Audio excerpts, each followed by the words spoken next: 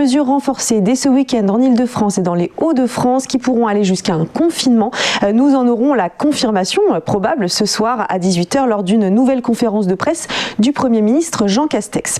Des mesures qui s'appliqueraient de manière générale aux régions les plus touchées. L'Hexagone, qui traverse une forme de troisième vague, doit aussi faire face à un changement de profil en réanimation.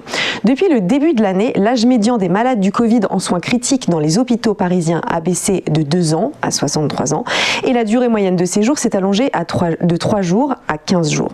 Les réanimateurs attribuent cette dégradation à la sévérité accrue du variant britannique et pas seulement à la vaccination des seniors. De plus, d'après les derniers chiffres, l'Île-de-France est la région ayant vacciné la plus faible part de sa population avec 6,6% seulement. De son côté, la Commission européenne a dévoilé son projet de certificat Covid pour faciliter les déplacements en Europe. Il s'agit là d'un dispositif numérique pan-européen qui permettrait à chacun de faire la preuve qu'il ne présente pas de risque de contamination. L'objectif majeur serait de sauver la saison touristique estivale. Alors si des pays comme la France ou l'Allemagne sont encore sur la réserve d'instaurer un passeport vaccinal, s'inquiétant que cela ne débouche sur une pratique discriminatoire interdisant de voyage les populations non vaccinées, eh bien Ursula von der Leyen a élargi le spectre avec ce certificat qui contiendrait 3 types d'informations.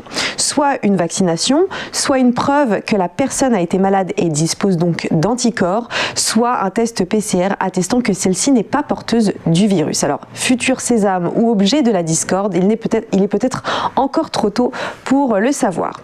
Enfin, une actu high-tech maintenant avec la revanche de Wikipédia sur les GAFA.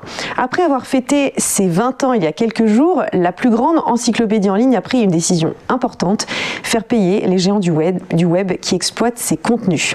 Alors ça peut paraître surprenant, mais jusqu'ici, Google, Facebook, Apple ou Amazon pouvaient se servir librement dans la base de données de Wikipédia afin de l'exploiter sur ses propres plateformes. Et oui, eh bien ce sera désormais de l'histoire ancienne puisque la société va lancer cette année Wikimedia Entreprise qui fournira des outils et des services de développement payants et qui permettront aux entreprises et aux organisations d'exploiter et de réutiliser plus facilement toutes les données Wikimedia.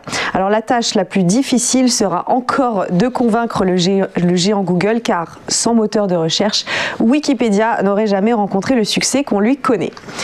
Côté bourse maintenant, stabilité pour le CAC 40 qui a seulement baissé de 0,01% à la séance d'hier, 6054,82 points.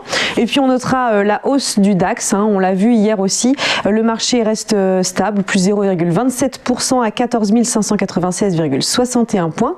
Et hausse similaire du Nikkei, plus 1,01% à 30 216,75 points. On se retrouve dans quelques instants pour le chrono CAC.